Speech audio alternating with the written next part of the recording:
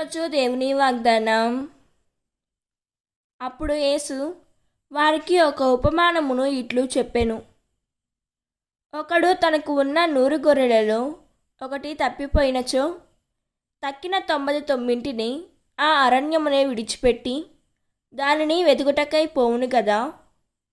అది దొరికిన పిమ్మట వాడు సంతోషముతో దానిని భుజములపై వేసుకొని ఇంటికి తీసుకొని వచ్చి తన మిత్రులను, ఇరుగు పొరుగు వారిని పిలిచి, తప్పిపోయిన నా గొర్రె దొరికినది, నాతో పాటు ఆనందింపుడు అని చెప్పును.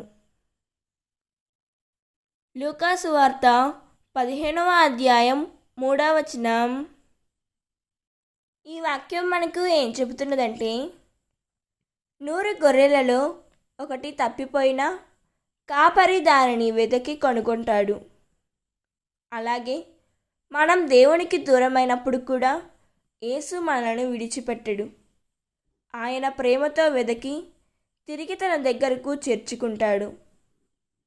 ప్రభువుకు ప్రతి ఆత్మ ఎంతో విలువైనది. ఆయన ప్రేమలో నిలిచి జీవిద్దాం. దేవుడు ఈ వాక్యం వింటున్న ప్రతి ఒక్కరిని దీవించునుగాక. ప్రార్థన. ప్రియమైన యేసయ్య, నీ ప్రేమకు కృతజ్ఞతలు. నేను ఎప్పుడూ నీ మార్గం నుండి తప్పిపోకుండా నన్ను నడిపించుము తండ్రి. ప్రభువా, నీ స్వరాన్ని వినే హృదయాన్ని అనుగ్రహించుము. నీ ప్రేమ నన్ను ఎల్లప్పుడూ కాపాడునుగాక.